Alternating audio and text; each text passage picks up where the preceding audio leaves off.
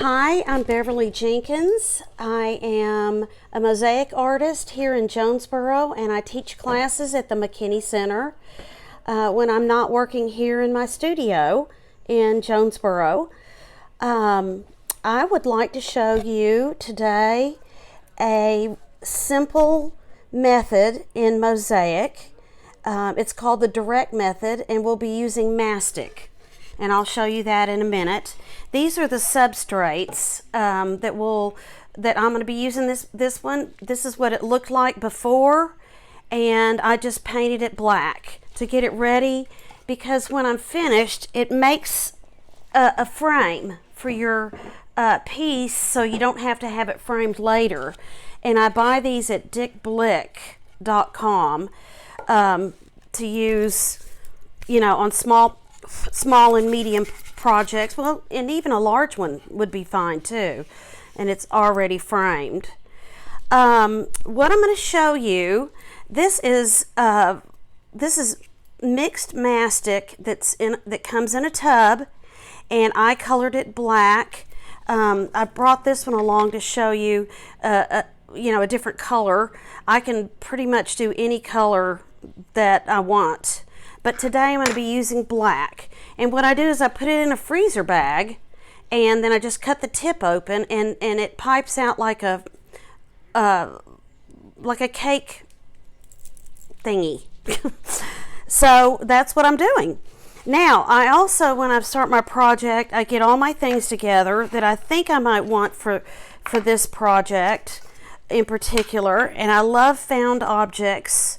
So I brought along some of these today to show you, but I'm also going to be using these in particular. This is Smalti, which is an Italian glass, and I cut it with my nippers. These are called wheeled nippers, and it cuts just like that. It's that simple. You can cut it any way you want to. I also have a hammer and hardy, but today for this demonstration, I'm going to be using my nippers. I also always have a pair of tweezers and a pick, and then I also have what I call a pusher, just to push something in or slide something over. So I have those things available, along with Q-tips to do some cleanup. So I'll show you how I get started. I take a just an idea of the assemblance of things, and I'm doing it actually in abstract, so it a lot of times they just create themselves, like right there. I turn that over, and this sits down really well like that.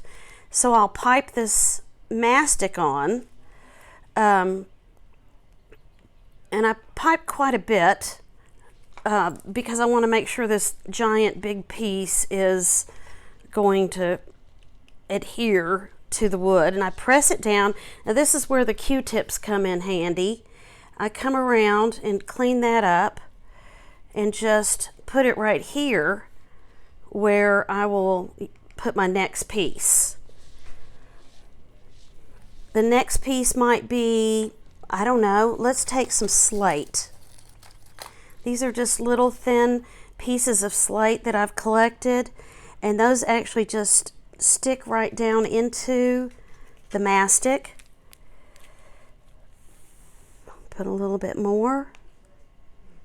So what I'll do is I'll line these up, and then if they're not set like, I take my tweezers and I move them. And then that way I've got them lined up straight up and down, or if I want them crooked, I can move them to be crooked. So see, it's that easy. Then I'm going to take some of my Smalti, and this is I call it royal blue. It's very, very vibrant, and I'm going to cut that into 3 pieces, 3 equal, give or take. And then I'm going to put those in the mastic, and as I press down, it might move these a little bit, so I can sort of adjust those.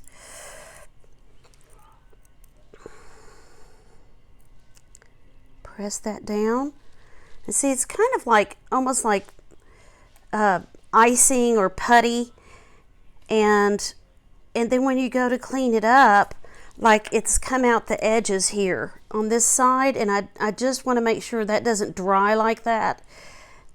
So I just bring it over here, because this is the way I'm going to go next, is around this side. So I'll take some more of the blue, and I'll cut it into 3 pieces. And I see what side is the top. There is a top and a bottom. This is Italian smalty, and it's really famous. They claim to be the first one to make this, and I really believe they are. But I think Greece has an ongoing fight with them about that. But anyway, look how pretty that is, all lined up there together. Now I've got a space right here, so I have to decide, what do I want? Do I want to put a found object?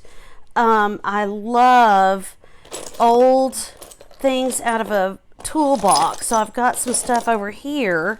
You can hear me rustling around, and I might put a nail in there. Let's see if I can fit that in there. I can fit it in this way, but that's too long. So let's see. How about this little guy? I don't know what these are called, but they're cute. They're little pins of some sort. So it's kind of a rusted object, and so I'm going to put that right there.